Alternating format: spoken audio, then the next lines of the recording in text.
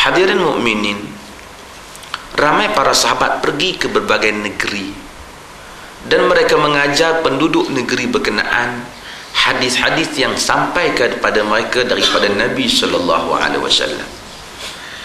Ada kemungkinan penduduk negeri berkenaan, kalau sahabat tertentu pergi, ada juga banyak lagi hadis lain yang tak sampai pada negeri itu, kalau dia hanya bergantung kepada sahabat itu sahaja.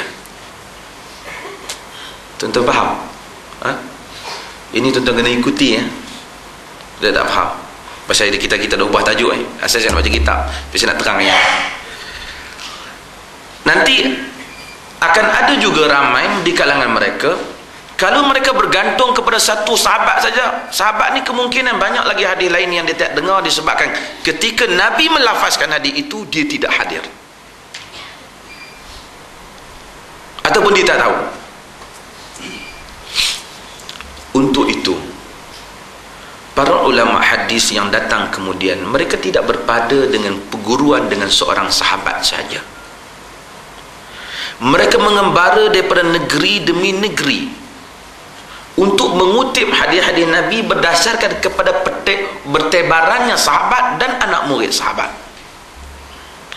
Kerana barangkali hadis yang ada pada sahabat ni tak ada pada sahabat yang lain, maka dia ambil berat permasalahan rihlah atau ar-rihlah fi talabil hadis, rihlah kembara di dalam mengambil ilmu hadis atau mengambil hadis itu sendiri.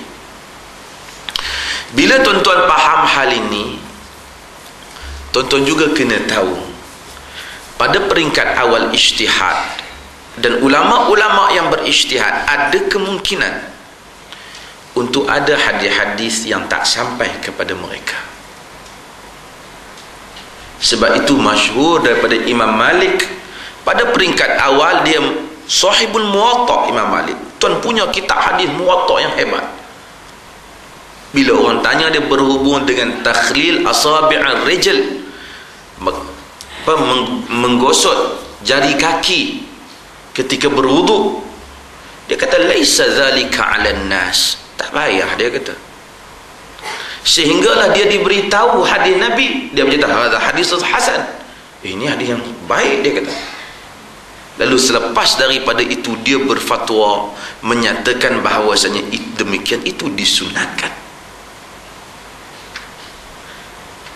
Kebanyakan para imam menyebut hampir-hampir sama lafaznya yang selalu tuan-tuan dengar, idza sahhal hadithu fahuwa madhhabi. Apabila sahnya hadis, maka dia mazhab aku. Kerana mereka menyedari tentang hakikat semasa zaman mereka, proses pengembaraan mencari hadis belum lagi tamat. Kalaupun tamat, bukan semua imam mengingati semua hadis. Kita sedar pada zaman Abu Hanifah terutama, Sahih Bukhari belum ada, Sahih Muslim belum ada, Kutubus Sittah belum ada, Musnad Ahmad belum ada. Demikian pada zaman Al-Imam Syafi'i. Sebab itu Imam Syafi'i menyebut kitab yang paling sah ala al-wajhil ard al-Muwatta. Kitab yang paling sah atas muka bumi ini Muwatta. Sebab Syafi'i tidak pernah melihat kitab Sahih Al-Bukhari, datang selepas daripadanya. Dengan imam-imam ini kesemuanya hebat, tetapi untuk seseorang imam itu terlepas daripadanya hadis Nabi adalah tidak mustahil. Jika ada imam yang padanya sampai hadis Nabi, pada imam lain pula terlepas hadis Nabi, maka tentu ijtihadnya juga akan berbeza. Berlakulah khilaf. Nanti saya akan sebut pembahagian khilaf. Kalau begitu akan berlaku perbezaan pendapat. Perbezaan seperti itu bergantung dengan hadis Nabi. Maka sebab itu sebahagian imam seperti Muhammad bin Hasan Asy-Syaibani, bila dia melihat Muwatta Malik, dia menyatakan kalau sekiranya sahabat aku melihat, yakni Abu Hanifah, Muhammad bin Yusuf melihat tentang Abu Hanifah, Al-Qadi Abu Yusuf melihat tentang kitab Muwatta, tentu la taraja'a an qaulihim kama tarajat, tentu an qaulihima kama tarajat, mereka berdua akan tarik pandangan mereka seperti mana aku tarik, dia kata. Tarik balik. Sebab kembara itu.